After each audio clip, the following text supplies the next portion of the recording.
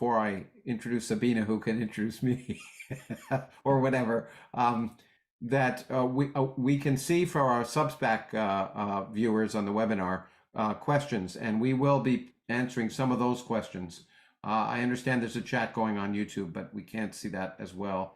So, or I can't at the same time. So if you want, for this and future events like this, if you want to ask questions, you can join the Substack, join our Substack, subscribe to the Foundation Substack site.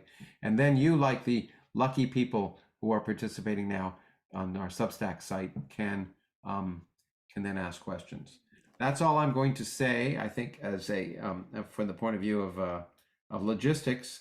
And now I want to welcome and thank Sabine Hossenfelder, my friend and colleague, who is way over there in Germany, and happily without road construction. It was supposed to be today, and I'll turn it over to her. Hi, Sabina.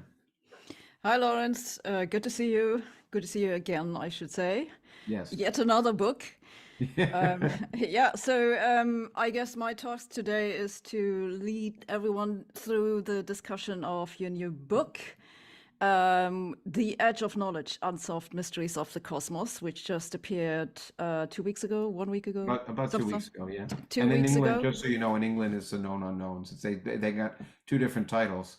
The English version has a different title, and I'll tell you right now why. The known unknowns is a quote from Donald Rumsfeld, and my American publisher did not want to have a Donald Rumsfeld quote on the cover. So That was the original title, wasn't it? that I was the think original version, title. yeah. And I must admit, I still like the known unknowns. So the edge of knowledge has been growing on me. So anyway. Yeah, I think it's a little more descriptive, to be honest. So Yeah. I quite like it. So I looked up your book on Amazon like 2 hours ago, and I saw it has a flawless 5-star rating. So I'm so jealous. I always get some people hate on me for telling them Yeah, things that I didn't want to hear. that'll come. I think the fact, frankly, to be honest, and I'll be brutally honest because I'm always honest with you. I think it's got the 5-star rating because it's less widely read than your book right now. Yet, well, it's only been 2 weeks, so you know. Yeah, there's time. There's lots of time for it. There's time for people to downrate the book. Yeah. I'm afraid I don't have a book to show. I only have a PDF version, so unless you can see, the data in the wireless floating around, I can't hold it into the camera. But it's a physical thing. You can go and buy it. Read it in the garden and stuff. I was super excited to see the book because when I was a teenager, it was exactly the kind of thing that I was looking for. I wanted to know, like, how much do we understand about the laws of nature, and where's the edge of knowledge, where it ends, and then what's the next thing to do? So, and then I remembered I'd just written a book about the same thing. So I was a little worried, that it would be basically the same ground. But after having read the book, I think there isn't all that much of an overlap. It's like the general theme is the same, of course. It's about physics and the big questions of life and so on. But I think you stay more on the side of explaining how we came to know what we know, and then what are the next steps, what are people working on, what's the research, and so on. Whereas I think I stay more on the side of speculation, things that we don't know. Yeah, I remember when your book, your book came out. In fact, as some people know, we reversed this. I did an interview of Sabine when her book came out, and I remember thinking, "Oh my goodness!" I remember when I contacted you, let you know about the book, and you told me about yours. I thought, "Oh my goodness!"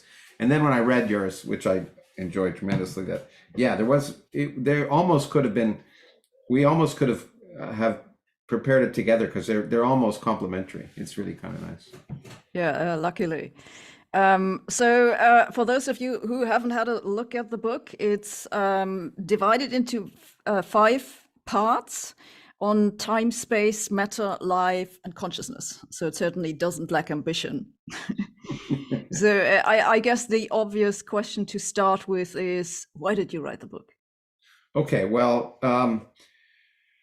I partly wrote the book for the same reason that you just mentioned. I too, when I was a teenager, wanted to know just that. And at the end of the book, I relate a story that it was actually at a science. I was at some summer science program when I was in high school, and the teacher saw that I was maybe a little bored, and gave me Richard Feynman's book, The Character of Physical Law, and to read. And it was the first time. It really was the first time that it was clear to me that the questions hadn't all been answered. And obviously I've been enamored by science. I read a book about Galileo when I was 11, and that made a big difference. And I read a lot of books, and it was great to know what was happening. But it was really clear that there were all these things. I remember reading about antiparticles, and that was the first time that I thought, hey, there's something left to do. And like you, I'm sure I took that as an invitation. It's hey, there's something left to discover. Maybe I can get involved. And so that was partly it. The other reason was, well, I've written, as you know, a lot of books, and the Universe of Nothing book was about one huge question, and the Greatest Story Ever Told was about what I think is the greatest story ever told, although we may disagree, but the development of the Standard Model. And I thought, I want, and this may be the last science book I write, in fact, but I wanted to address the open questions, because not only are they fascinating, and they would give me a hook to be able to explain to people what we actually do know, because one needs a hook, I think, to try and interest people in science, because there's a big impedance barrier that people are afraid of it. So if you can ask the kind of questions they're asking, it seems less terrifying. But that's the other neat thing, is that I realize that the questions at the forefront of science are really almost the same questions that everyone asks themselves anyway, every day. The outstanding open questions are the questions we all have. How did the universe begin? Was there a time before the Big Bang? How did life begin? Are we alone in the universe? All of those things, for the most part. And I thought it was a nice way to match. And it was also a challenge. That's the other reason, because I knew I'd want to go beyond physics, because I thought, there are really important, outstanding questions that are beyond physics. And it's always a way for me to learn something. Otherwise, I write the same book over and over again. And to be honest, now it occurred to me, the other way is that my British publisher contacted me and said, hey, why don't you write a book called The Known Unknowns? And originally, it was supposed to be like 25 questions about the universe. And then I decided that was, like you, probably, I don't know if it's the same for you, but when I write a book, it's usually ends up being very different than my proposal, or at least it takes me a while to figure out how I want to package it. Most of the time takes like the first chapter, because then I know where I'm going. And it was then that I decided I really wanted, that there are 5 major themes that really encompass what people are interested in, and that's the way I wanted to do it. So that's a long answer to your question. So, do you think it's partly something to do with our school education that we both ended up with this, desire to know what we don't know? Because at least for me, it was in school, the teacher made it look like we've sorted it all out. So here's physics, this is how it works. And that's basically the end of the story. And even the stuff that, at least my teachers presented as new was like special relativity, like already 100 years old, right? And quantum mechanics was like the edge of knowledge. And I'm wondering what you think about this. Well, that's interesting. Were they good teachers? Because I was lucky. I did have a bunch of good teachers, although my physics teacher was not a good teacher, but he appreciated that I knew he wasn't a good teacher. It is true that that's a big problem, right? And by the time stuff gets to high school, it's 50 or 60 years old at best. I think it was because of outside reading for me, and it was more than school that I got sort of intrigued. But the one thing that was really important for me, and maybe it wasn't for you, and I suspect you're maybe more self-driven, I don't know, is that I got encouraged. They all encouraged my excitement and enthusiasm. And even when I was being a pain in the ass in class, which happened, it's hard to believe, but I was. And so I think that was important for me too. And I don't know if your teachers support you, especially since, you're a woman, you were a woman, you were a girl. And I don't know if maybe in Germany that made no difference. I know that some people have argued 20 or 30 years ago that might have made a difference in Canada or the US. You know, yeah. So there weren't many girls in the physics class. We did have a lot of boys who were like a pain in the ass. So I know what you're talking about.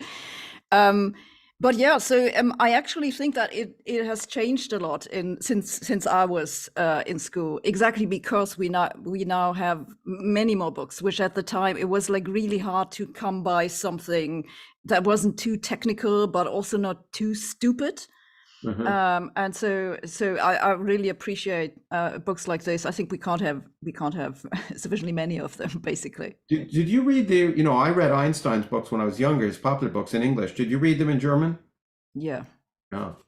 It was like one of those things that you could reliably find in the library. Yeah, okay, exactly. Yeah, Einstein, interestingly enough, he was actually a pretty good writer. So it was actually, even without having a PhD in physics, you could kind of figure out what he was going on about. Yeah. Did his book with Infeld was the Einstein Infeld, which I don't know if it was first in German, maybe it was, but that was a big book for me.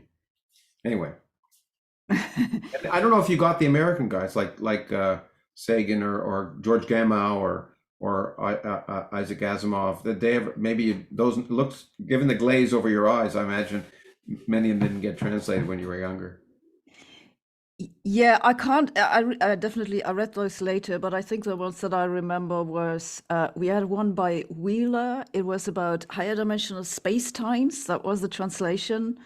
And we had a few about special relativity and hyperdrives and all that kind of stuff. Yeah. But there were I no think German actually, I think popularized? your book about Star Trek, the physics of Star Trek, I got this as a birthday gift from a boyfriend. That makes me feel old, but that's nice. You should have held on to him, but it's okay. I'm sure it worked out. I probably still have it, but not here. Yeah, yeah. And Yeah, so anyway, one of the things that I thought was interesting about your book is that you go on about how important it is to know what you don't know, which is also something that I try to emphasize in my book. That sometimes, we don't know is like the best thing we can say. So do you think that there's a larger message behind this, like not just for physics, but like more for how we integrate science into society, that we don't talk about this enough? yeah, the absolutely not just that we don't talk about it enough, we don't act on it enough. In the last chapter, I have one of my favorite quotes from Jacob Bernowski, which I will read if you don't mind because I love it so much. Dream or nightmare, we have to live our experience as it is, and we have to live it awake. We live in a world which is penetrated through and through by science and which is both whole and real. We cannot turn it into a game simply by taking sides. And that resonated with me a lot now because so many people are taking sides between climate change and the pandemic and other things. It's like it's this claim that the answers and everyone else is wrong. And if and a lot of what I write a lot about culture wars and other things, and I think the simple solution to that would be if more people just said, I don't know. Maybe Sabina has something to say and it's worth listening to her when she disagrees about something. And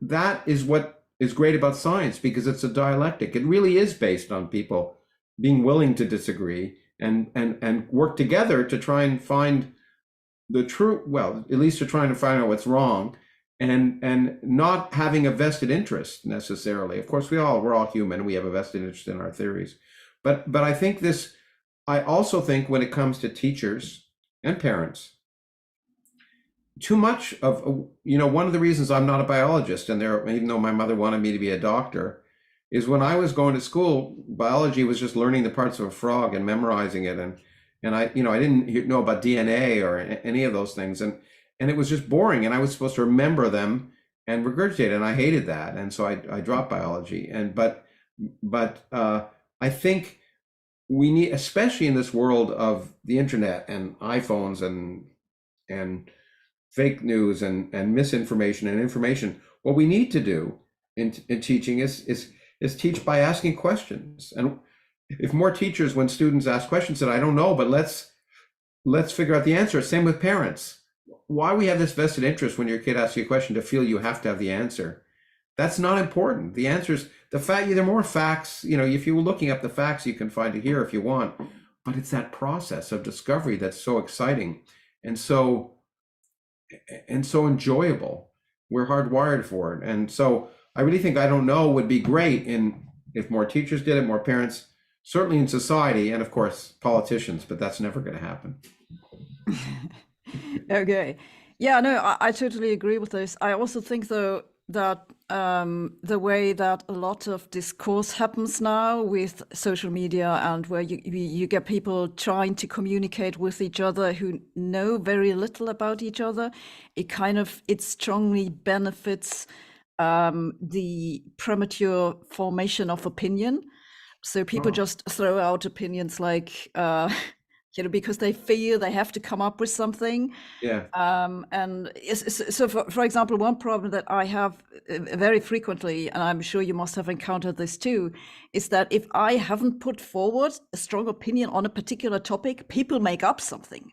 Yeah. And normally it's the thing that's exactly opposed to their ideology, so they can argue with me. Yeah. So it's kind of peculiar. But yeah, speaking about things that we don't know, I think we have to talk about time travel. Okay. Because otherwise people are going to be disappointed. So what do we know about time travel? Is it possible or not? What do we know? What do we don't know? Okay, what I think, and the situation is not that different from what it was when you were young and read my book, The Physics of Star Trek. The answer, of course, is we don't know. But that's the good news. That's actually the good news, because the fact that we can't prove it's impossible is remarkable. I mean, because a world with time travel is so crazy, because, the traditional, I'd be remiss if I didn't mention the grandmother paradox or grandfather paradox, depending on how you want to do it. If I went back in time and for some reason unknown to me killed my grandmother before my mother was born, then I wouldn't be born, and then I couldn't exist. And how could I have gone back in time and killed my grandmother? So a lot of people have felt that those kind of paradoxes make a world with time travel unlikely or impossible. And Stephen Hawking originally, before he wrote the foreword for the Physics of Star Trek, had said it was impossible because we'd already been inundated by tourists from the future, was his argument. I mean, that was his popular argument.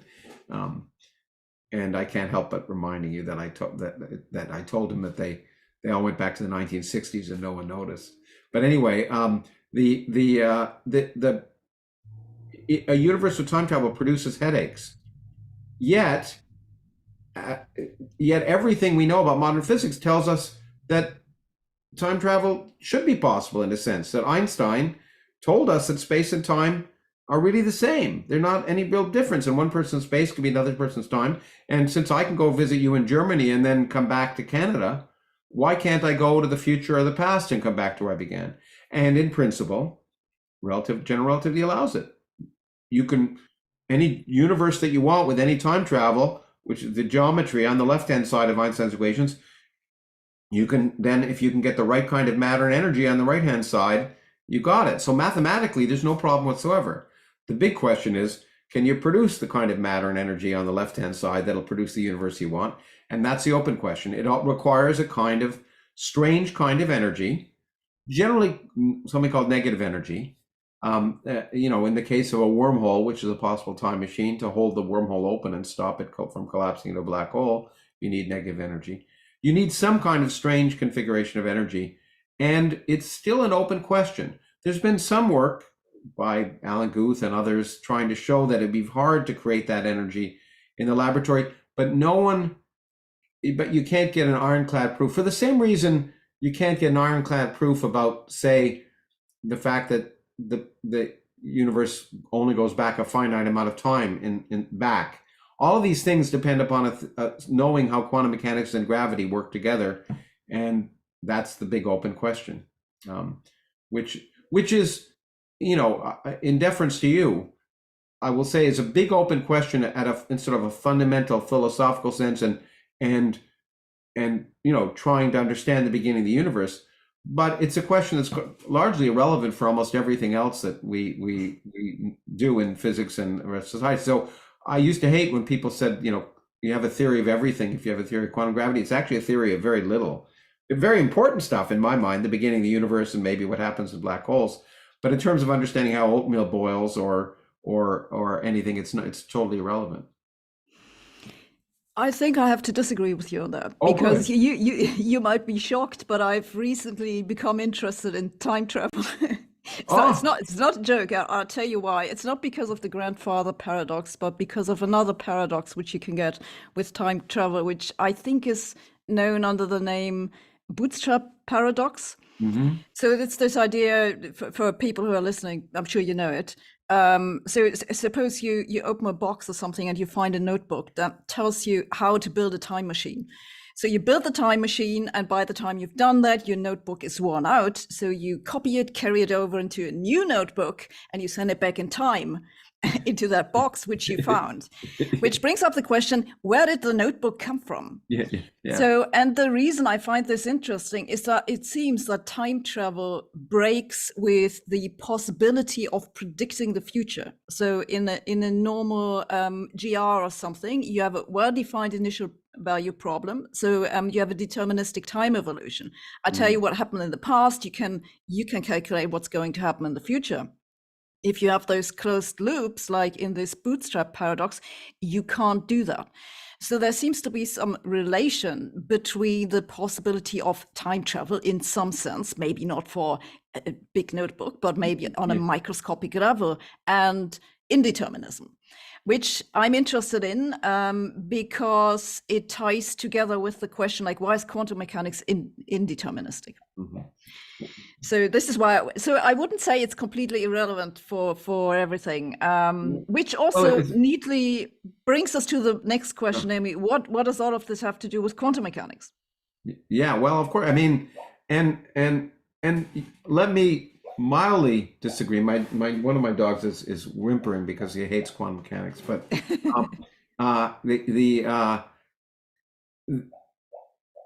quantum mechanics is indeterminate, but not indeterminate. It's a deterministic theory. You just said this. It's the same as general relativity. It's based on a second order differential equation. If you know the initial conditions of the wave function, then you can evolve the wave function with exact certainty into the future. So at its basis, quantum mechanics is a theory that's not indeterministic. When it comes to measurement, you have to worry about probabilities, but the underlying theory is just like all the other theories of physics. If you know the initial value of what's called the wave function, then it's determined for all of future history. And what you see would be different, and that's indeterministic.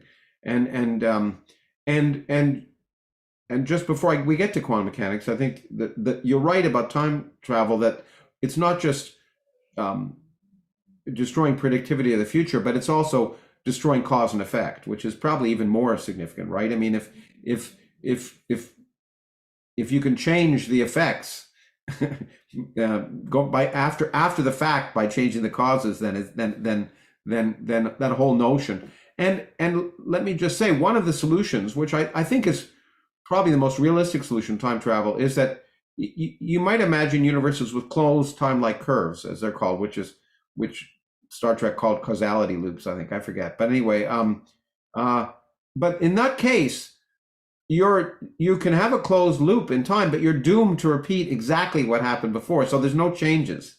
The loop happens, but the same future happens each time. And that is one way around this. But of course, quantum mechanics suggests that each time you do an experiment, you might get a slightly different answer. And even from the same system, as long as you don't, if you're measuring the same quantity, you generally won't get a different answer. But if you change your experimental apparatus a little bit, you can get a different answer, and then go back to do the first test and find a different answer in the first place. It's one of the central features of quantum mechanics. The order in which you do things affects the results, and all of that makes quantum mechanics sound very strange. And I don't know whether you feel the same way about this. I think you do. I'm pretty sure you do. I have very little patience for people who make quantum mechanics seem so spiritually weird and talk and awesome with the many worlds interpretation and try and make, it seems to me they often make themselves, try and make themselves seem smart by talking about all this weirdness. Quantum mechanics is what it is, and it's strange and crazy, but it's only strange and crazy because we try and explain it classically. If we, of course, the interpretation of quantum mechanics is weird, but saying the interpretation of quantum mechanics is the wrong way around, as I first really appreciated from a teacher and later friend and mentor, Sidney Coleman at Harvard. We really should be talking about the interpretation of classical mechanics. The world is quantum mechanical, at least as far as we know, at a fundamental sense. The world is quantum mechanical. So why do we want to explain this quantum mechanical world in terms of this classical clue? Just like trying to explain a curved universe using Newton. You're gonna come up with weird stuff. So why do you insist on using the approximate theory to describe the real one? Quantum mechanics is weird, and I think the best example of it is this experiment. People often talk about Bell's inequality, which is a very interesting result of John Bell, who first showed that if quantum mechanics was fundamentally weird and there wasn't some hidden variables that you couldn't see, then you'd get a result. And experimentalists of later on, and recently the Nobel Prize was given for experimentalists who verified this thing. But there's a much better example that Sidney Coleman gave, not from himself, but from quoting a bunch of other people, Merman and others, that gives you a clear example of classically the only sensible answer to this experiment is a number that's +1, and quantum mechanically when you do it you get -1. You can't possibly get a bigger difference. And you know what I don't think I put in the book that I kind of wish I did was, after talking about this, Sidney Coleman said, people talk about collapse of the wave function and all these weird things. There's no collapse of the wave function. It's because you're thinking that the observer is classical and the experiment is quantum mechanical. But once you remember that the observer is governed by quantum mechanics, then you could frame things in saying that it's always going to look like the wave function's collapsing. And he quotes a story about Wittgenstein, who you may know of, a philosopher who I think was originally German, although he lived in the U.S. later, I think. And he was sitting at the street corner wondering, and someone said, "What are you thinking about?" He said, "Well, I'm wondering why people say it's natural to think that the sun goes around the earth." And people say, "Well, because it looks like the sun goes around the earth." He said, "But what would it look like if it were the other way around?" And of course, it would look exactly the same. And similarly, the world looks like the wave function collapses, as Sidney would say, but that's just because, but what would it look like if it didn't? And turns out it would look exactly the same once you remember the observer is also quantum mechanical. So, I mean, quantum mechanics is great, but it's the most abused physical theory I can think of. It brings about the secret and all this pseudo-scientific nonsense. And as far as I'm concerned, I think physicists encourage that by making it seem weirder, or at least making it seem more spiritual than it is. So anyway, that's my tirade. Enough for something for you to have disagreed with, I hope. Yeah, I think you shoveled a lot of problems into the tiny little word observer in your tirade, since you called it that way. I'll call it that way. So if you say that for the observer, it'll always look this way or another way, you first have to explain to me what you mean by an observer.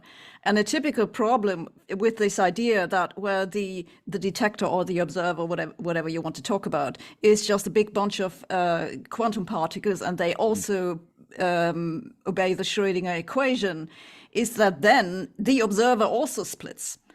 And then, of course, the observer is this split thing, over all the possible outcomes. So why don't we observe all the outcomes? Well, the answer to this is that you need some kind of process that kind of focuses the observer into only one of those outcomes. And so I think what you just did is you just reframed the question into, how does this happen? Like, okay, so it's no longer a collapse, but you still have to somehow find a proper definition of what you mean by an observer that doesn't spread out over all the possible outcomes, which in the many words interpretation is this issue of exactly how does the branching happens. So in my mind, this is just a reformulation of exactly the same.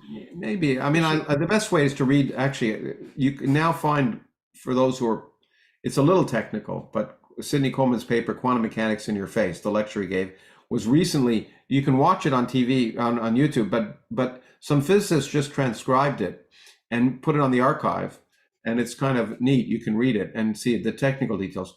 But Sidney explains how you measure, this is a little technical for most people, you measure a particle to be in what's called an S wave, which is spherically symmetric, wave function. And why do you measure an electron go in some line, and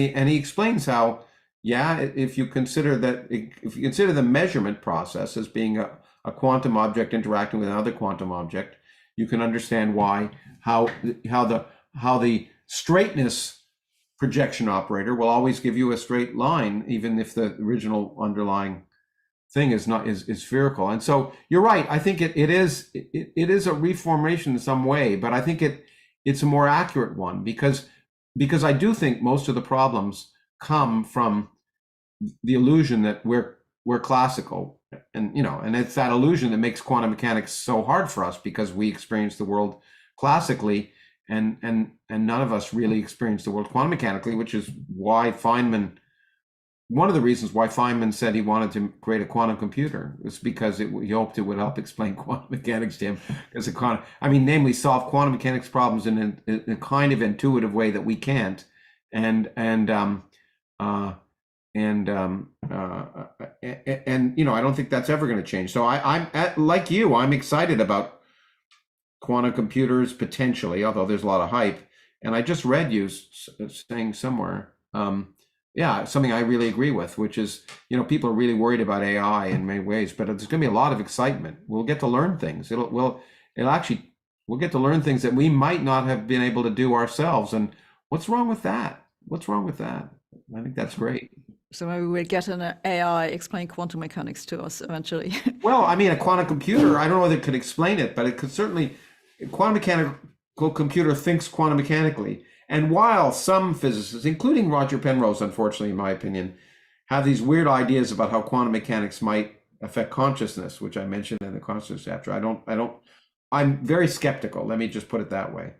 But a quantum mechanical computer will inevitably utilize quantum mechanics, definitely, for coming to the answers it comes with. Now, whether in the process of being conscious, if it ever is, those quantum mechanical correlations will be broken as they are for us, we don't know. Well, I agree with you on that. I think it's a mistake to try to explain quantum mechanics classically. It's having it the wrong way around. Quantum mechanics is the more fundamental theory, so we should try to explain the classical world from it. Though this is also a problem which we don't entirely have an answer to, which is exactly why we keep on bringing back in words like observer or measurement, because we don't know how to get them out of the Schrödinger equation. So I think I agree with you to the extent that what people call weird about quantum mechanics is the wrong thing to worry about. But I also think that there's still something weird going on, which requires investigation. Well, yeah, and actually it's worth pointing out, as I do in the book, that there are still some pretty smart people. Gerhard de Tooft, for example, who helped create much of the physics of the modern world and won a Nobel Prize, is still, I think, convinced that quantum mechanics itself is not fundamental, that there really is some quote unquote sensible theory. And, I think most people are betting against him, but he's got a good track record. So at least, he's thinking about it. And I think it's important that people be willing to think about such questions. Yeah, there's still weird things, and there's still better explanations and maybe new explanations that are needed. The thing I think it's worth bringing up that when I was listening to you, that reminded me, is throughout the book, there are two examples at the beginning and end, time and consciousness, where some people say, in the first case, some physicists say time is an illusion, because you can think of some superspace kind of function where all of time exists and blah, blah, blah. And, it sounds, again, I think they say it to make themselves seem smart, and that's my opinion. But it doesn't matter if it's an illusion. It's an illusion. If you miss the 5:15 train to get to work, it's not illusion. It really matters. So the really interesting question is, how does that illusion arise? And the same people, some people say self is an illusion. Some philosophers and neuroscientists.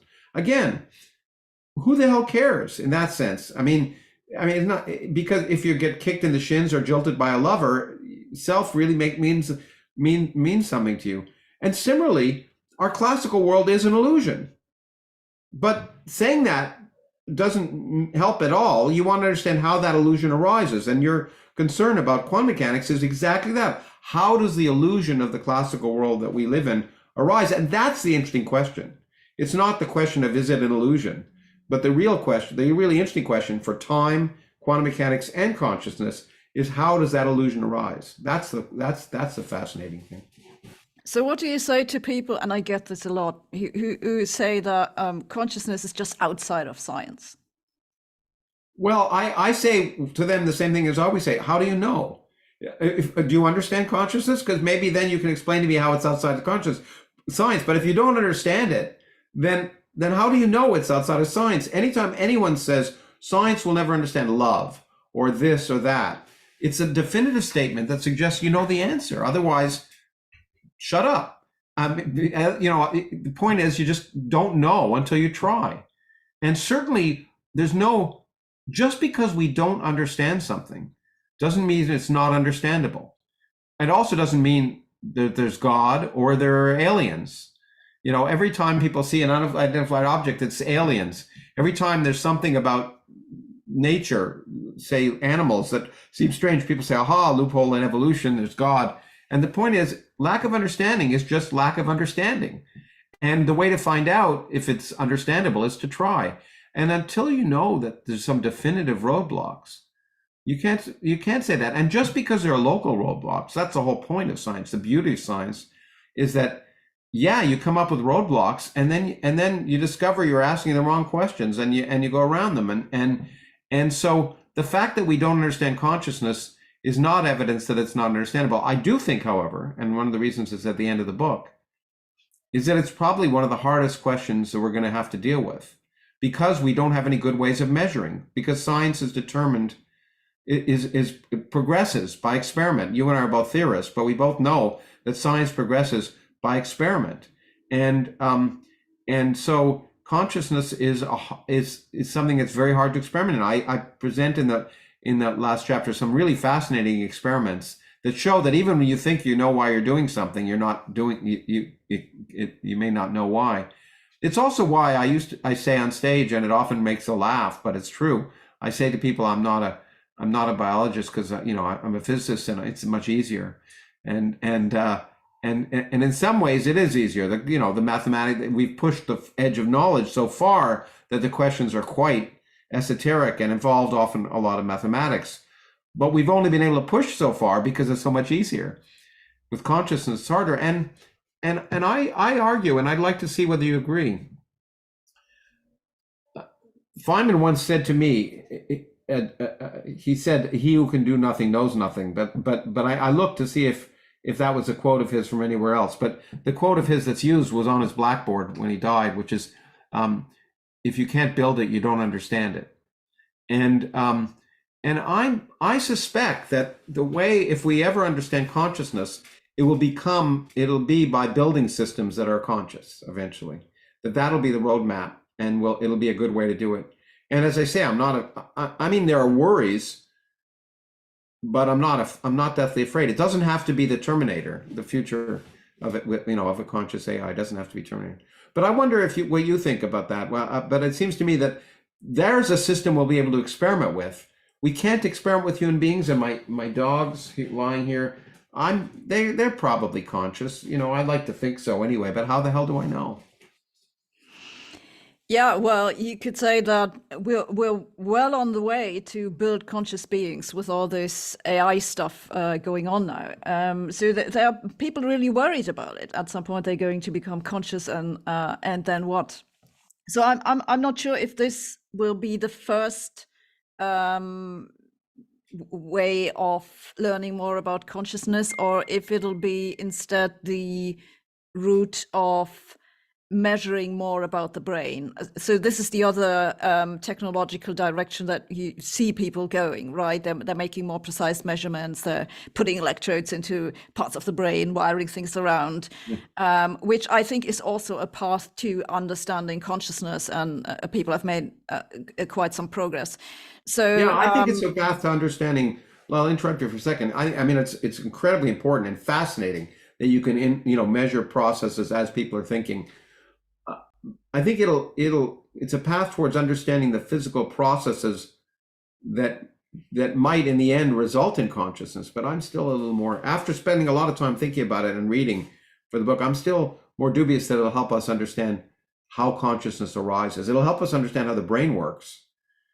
And that's important. And I recently talked with Noam Chomsky about this very subject on a thing in England remotely, and he said consciousness may just be the wrong question. I mean, you may worry about it too much. It's just like the example I like is that you and I may have even T-shirts that have Maxwell's equations written on them. At least a lot of students do.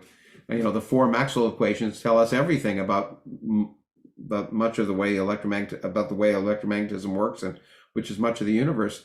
But when Maxwell developed them, he wrote down this theory of wheels and pulleys because he wanted to have a physical picture. Now we don't worry about it. We have a mathematical understanding, and that suffices.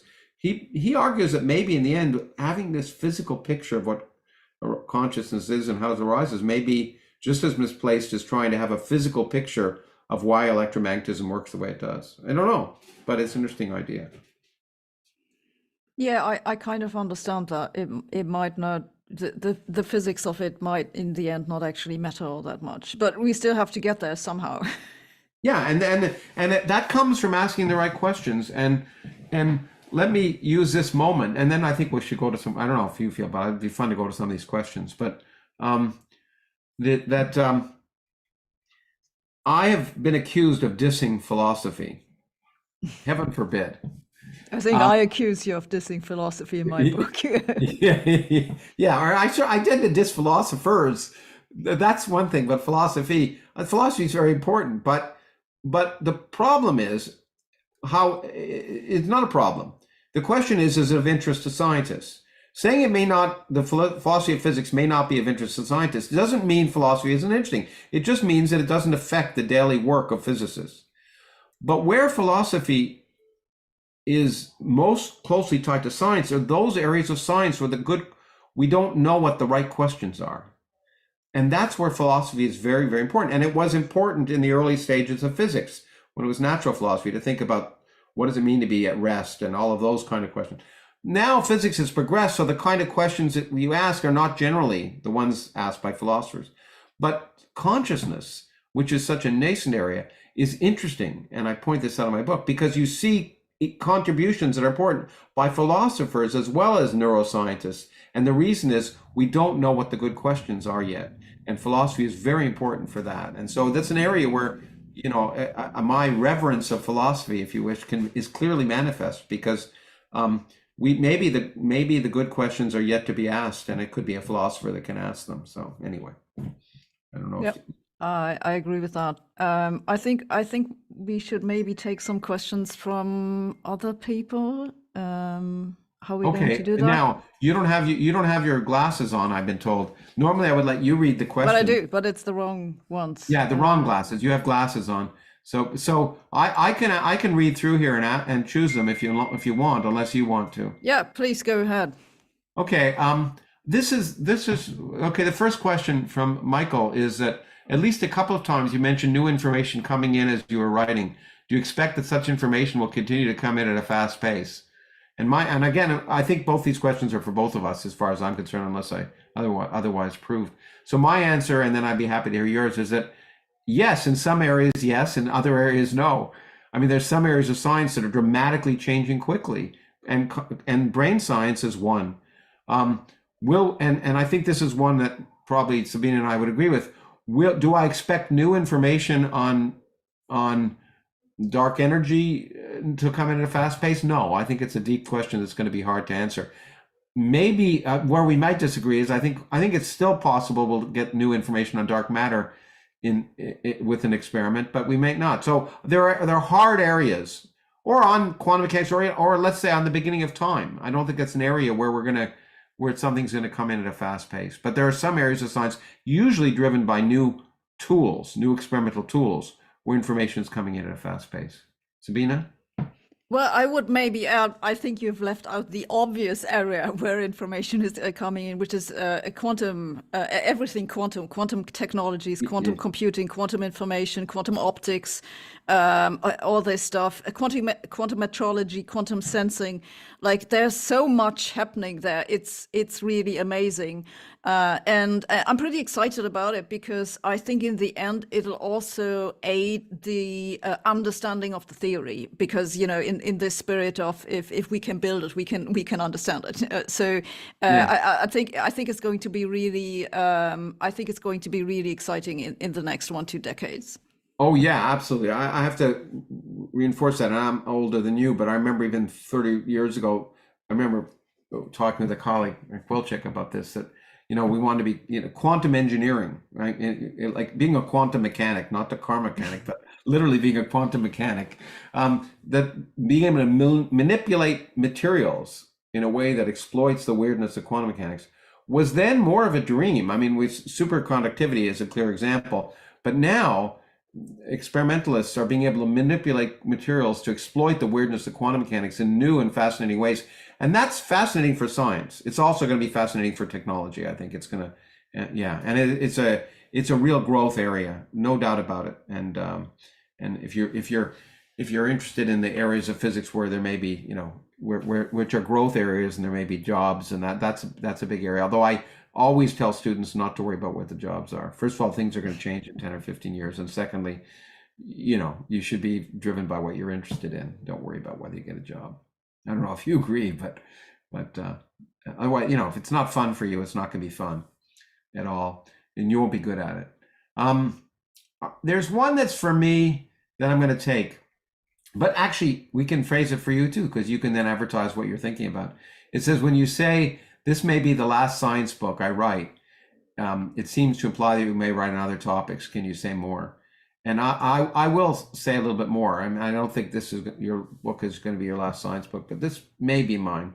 And I'm working on I think my next book is going to be a history book, a Canadian history book, in fact, something I started 50 years ago when I left college for a year and worked on it. I had access to restricted materials in our archives, and I put it in a box, which I'm looking at across the way, and told myself someday I would write it, but I was more interested in doing physics, and I may go back to that. And there are a few other books, but we shall see what comes next. I said that when I was a little disheartened about whether not just about whether I had anything to say, but whether anyone wanted to hear what I had to say. And I'm a little more enthused now, so we'll see. Anyway, but I don't know if you want to answer that at all, Sabina, or not. If you want to talk about what you're thinking about. I can't make up my mind. So at the moment, I don't even have time to think about it. But I've always wanted to write a novel. I have the say a novel. I'm working on a novel. About you are. Yeah. I was too afraid to say it. Oh, that's great. Yeah, well, who isn't? At some point, this is kind of something that I want to do for myself. So I'm going to do it anyway. I kind of feel like this, but it's kind of difficult to find the time. Yeah, it's find the time, or it's most of them you can't publish them anyway. But yeah, I actually do have one of those actually, and amazingly, I wrote 3 or 4 chapters early on in the pandemic, and my family was actually interested in them, unlike sometimes my other writing. We need another pandemic, and then yeah. Oh, great. Okay.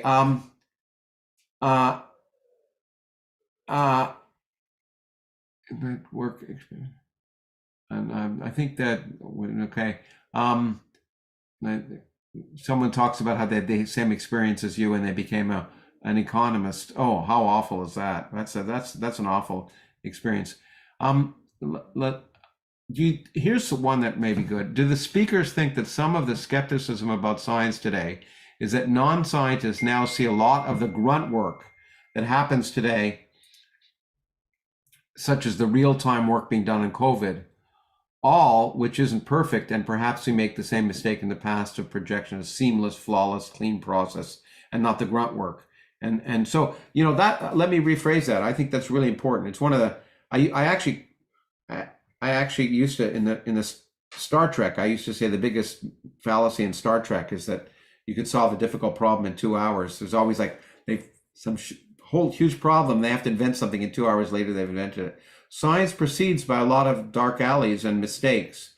And one of the earliest articles I wrote about COVID was that, of course, some statements that are going to be made are not accurate because we don't have the data. We haven't had COVID. We don't have population yet to be able to say with any real accuracy what's going to happen. We can make predictions, but those predictions aren't always right. And that's the great thing about science.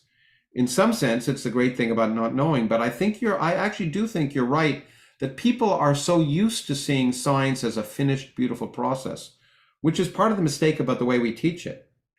Instead of showing as a process that's self-correcting, but a process that people think, well, if scientists said it must be true. And then when you see scientists talking about things where we don't have the data yet, which is maybe the problem, maybe they shouldn't, then confidence in science goes out the window, and that's certainly happening. I do agree that's a problem. Sabine, what do you think?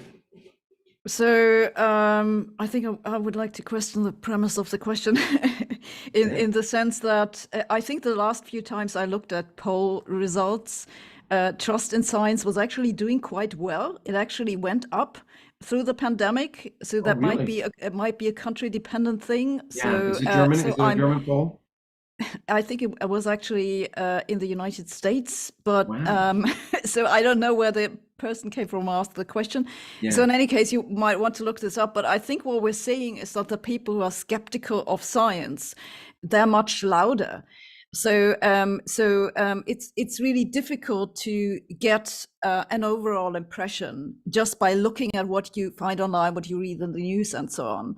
And this is part of the problem. But I totally agree with what you said about people are not used to seeing how the sausages are made, right? Yeah. And so that creates a lot of confusion where this whole idea came from, where people, did their own research with the idea that you can just look at freshly new out paper on COVID, something that you don't know anything about, and get some information out of the paper. So this isn't how it works, right? So there's a reason we normally ask experts on a particular topic.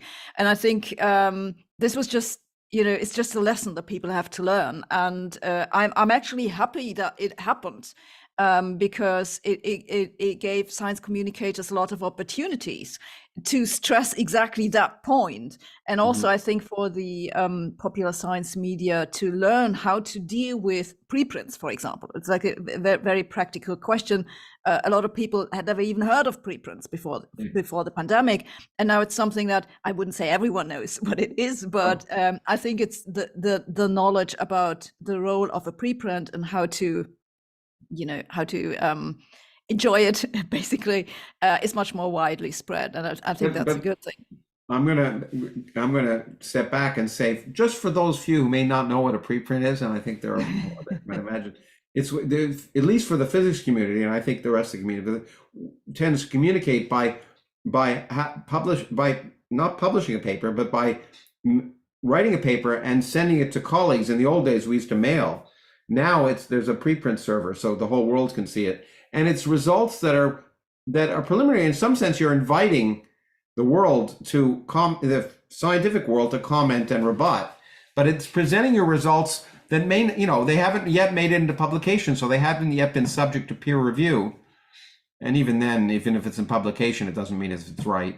That's a big problem that people have. They think that all published results are right too, and that's not true. So the fact that there's this ongoing, it's wonderful. The fact that we have the internet, and it allows scientists to communicate their results much more efficiently to the whole world, including the third world, which is really a significant change in science. You may be too young to remember, but maybe not. I mean, when I was starting out, and when I was at Harvard, we used to send preprints to what was happening to a selected group of maybe 50 or 100 physicists. And that meant by the time it got into print, the people who read it in print were so far behind the other scientists who we'd sent it to that they could never catch up. All the interesting responses, all the interesting new work was being done by this small group. And what's great now that there's a preprint server is anyone anywhere in the world, any young scientist can read the physics preprints and be as up to date as anyone else. I think it's a great development, and personally, a wonderful, good one. We're almost at the end of time. There are two quick questions. I think we should end, but I'll let one as a simple answer. But let's just do the first one. How far into an understanding of physics do you believe it's possible to reach without a deeper knowledge of mathematics? The answer is try. But the final answer is you can't. Ultimately, physics is described by mathematics, and so you can get an appreciation, and that's one of the reasons why we write books. And you can get physical pictures and understand a lot. So don't give up. But you can't practice physics without mathematics. So you can really work hard at getting as good an intuitive understanding as Sabine or I have, because I tend to think in pictures. So even if I've done the mathematics, I tend to later on try and think of a physical picture that helps me understand in my own mind, which is why I can write about it. But you do ultimately without mathematics, the world is described by mathematics. Sabine? Well, I would maybe like to add that you can learn to read mathematics without having to learn how to speak it, in a sense. So, and I think this is, if I had an infinite amount of time, I would spend more time on trying to teach people how to learn equations. Sean Carroll is doing a pretty good job at this, by the way, in some of his videos. Other stuff. Anyway, go on. Yeah, well, so my point being that equations are very compact summaries of relations between things, and they look more intimidating than they really are. You just have to figure out, what do these symbols mean? They describe certain relations, they tell you something that acts on another thing. And I think you can, to a large extent, learn to read an equation, to figure out what it tells you, what the relations are that are encoded by it, without necessarily knowing anything about how to solve the equation or how to, write down your own theory. I think this is a much more complicated thing. Yeah, it is. And you did remind me of something I did also during the pandemic. It was good for a bunch of things with time on my hands. And I haven't done it recently, but I did a series, I think 25 5-minute physics videos that are maybe somewhat similar to the more polished things you do on YouTube. But, I had time each day. So each day I said I'd spend 5 minutes, which ended up being 15 to 20 to 30. And I was able to talk about some things, including I used equations. And I said, let's understand these equations, because it was a finite topic, and I had enough time to do in a way that you can't normally describe, and it was a lot of fun. So I'm thinking they're on my YouTube page, my personal YouTube page, but I think we may put them elsewhere because they were a lot of fun. But yeah, you can. I think the key point is like being able to read music without being Eric Clapton. I think or appreciating music. I use music as an example because I wish I was a musician, or at least able to do it better than I can. But I certainly appreciate it, and I can even sometimes understand it a little bit, but I can never do it for some reason. And I think that doesn't stop my appreciation. Last question, because we're at time, and this is the quick answer. And I think I'll take this one if you don't mind. Well, maybe you can answer too. What known unknowns do you think will become known soon? Well, the quick answer is I don't make predictions about the future except for 2 trillion years in the future, which is both easy to do and no one will be around to check my predictions. So I don't know, but I do think there are areas where there's a lot of new observations, where there's not a lot of new tools. The quantum mechanics area is one area. I think origins of life is an area that will change a lot because we have the new tools to potentially look for life elsewhere in the universe, plus a lot of new experiments. So I'd say, I think that's one of the areas that I think we will know a lot more soon, is the nature of life in the universe. Let me give you the last word, Sabine. Well, yeah, I would also say quantum technology will teach us a lot about the foundations of quantum mechanics. I already said this. There's just such a tremendous amount of work happening there. It would be it would be difficult to imagine that there would not be some great breakthrough coming out of it, basically. Yeah, it's an exciting time. Science isn't over yet, and we don't know it all, and that's the whole point. And that was certainly the whole point of the British both British and American versions of the book. And I want to thank you, Sabina, so much. When I had to think of interlocutor, I know I had fun integrating you. The great thing about having you as an interlocutor is, first of all, I always enjoy our conversations, always, without fail. But secondly, you're the only one who I might worry about. And that's a good reason to, you know what I mean? Because you might ask something, even, you might trip me up in a different way and cause me to think. And that's wonderful. And that's why I like talking to you and also reading your stuff as well. But thanks again. Thanks for taking the time. And thank you all for listening. It was a lot of fun. Thank you. Thank you. Okay. Everyone, okay, you can.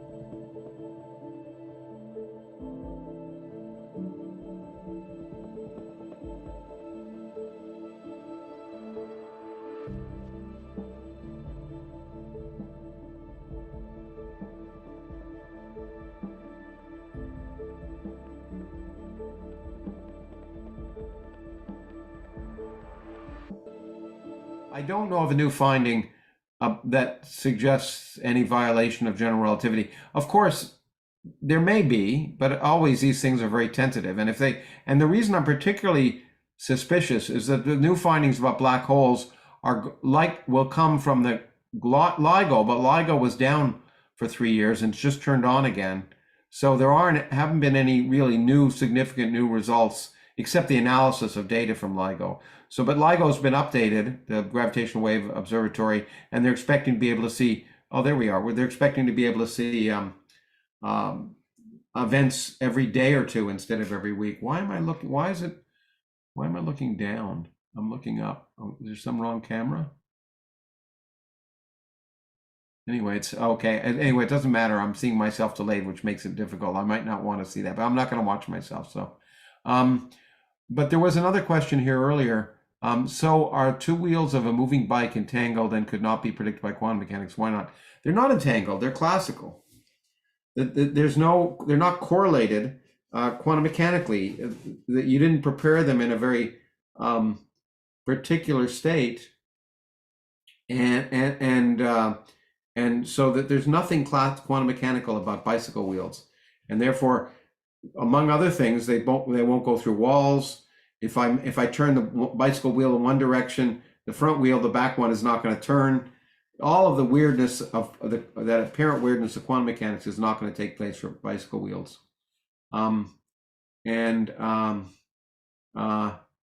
Here's another one I see. How can the multiverse not exist? Well, the whole theory could be wrong. Any ideas could be wrong. It could be that there is just one universe. We don't know.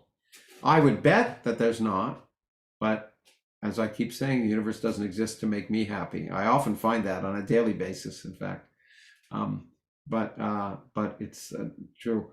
In an empty universe, how many minimum number of point particles need to be added after which it will make sense to talk about motion and time?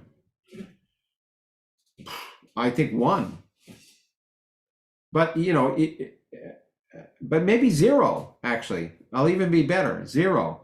Because the dynamics of the universe can be governed by the dynamics of empty space. In fact, they tend to be right now.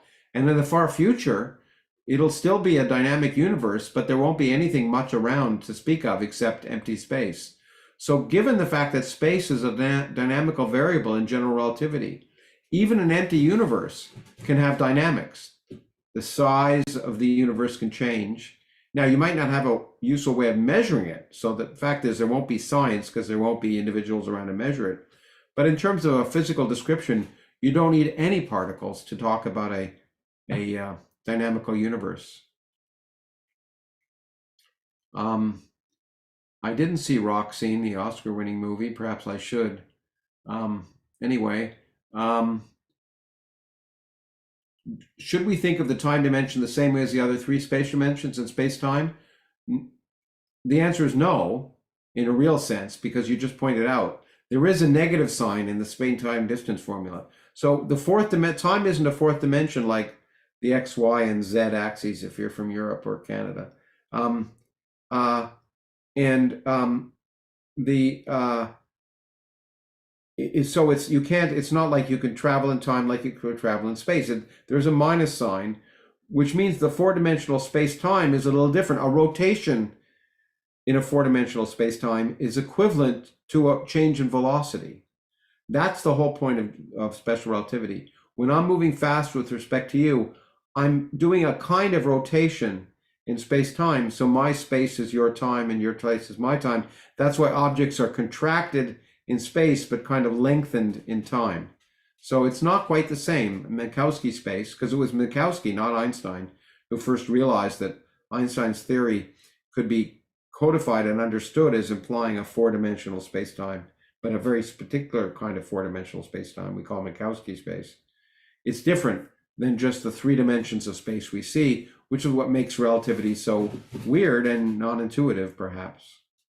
How much does a baker have to understand about the baking process theory?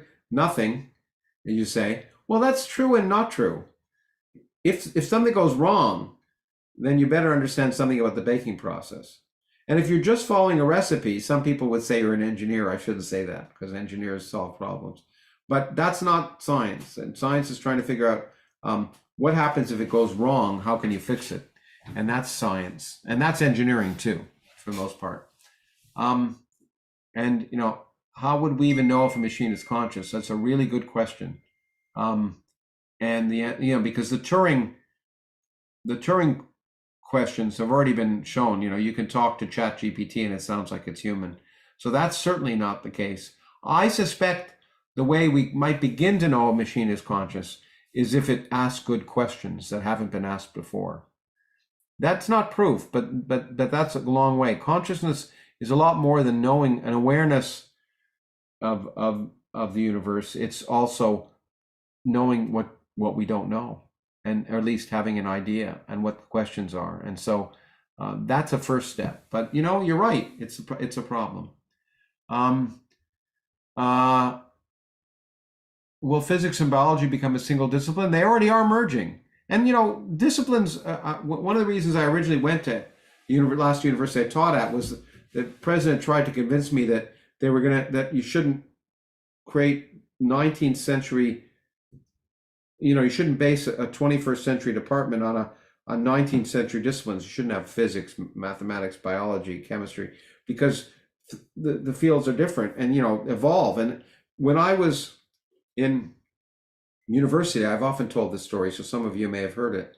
But when I was in university during my PhD, the times I was depressed, I often thought of going into doing a joint MD PhD and making my mother happy, among other things. But I thought of biophysics, and I went to a professor at Harvard and said, I want to do biophysics. And he said, don't, because biophysics isn't of interest to biologists and it isn't of interest to physicists. That was true in 1980 or so, but it's not true today, because the central questions of biology are often answered by physics, certainly by physics tools, but now even more relevant, biological systems are becoming areas where physicists are becoming playgrounds for physicists to be asked questions in. So the meaning of those disciplines are changing and merging, and that's a good thing. I think I'm going to head out in a minute, but I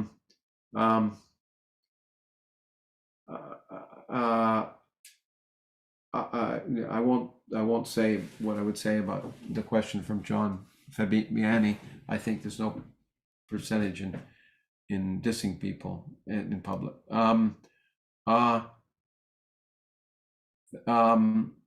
Let's see.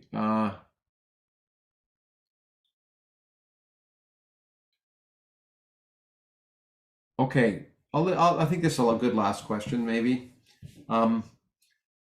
Since we can never change what we observe, i.e. the laws of the universe, isn't it strange that those laws exist? Absolutely. That's one of the biggest known unknowns. Are the laws of physics universal, and is there only one kind of law, or are the laws an accident? And um, and that's one of the biggest questions I do talk about in the book.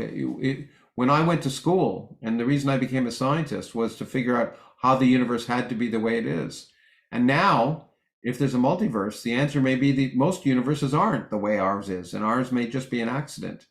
And that's a huge question. And Einstein put it a slightly different way, in an inappropriate way, I would say. He said, what really interests me is whether the good Lord had any choice in the creation of the universe, something to that effect. He didn't mean the good Lord, okay? He used that term all the time, and people think he was religious, but he wasn't. But his question was, the key question we ask, are the laws of physics unique? If I twiddled with one law of physics, would the whole universe come apart? And that's a great question that I wish I knew the answer to, and maybe one day we will. And with that, I think I will leave you all. Thank you for hanging on later. And it's always fun to ask questions. And I hope you enjoyed this last hour. I see one or two of you didn't. At least one of you wrote a comment saying you didn't, but I hope the rest of you did. And thanks to Corey for engineering it and making it happen. I'll see you all, and we'll try and do some more live events for the Origins podcast and the Origins project. And maybe I'll even get to see some of you live in one place or another. Take care.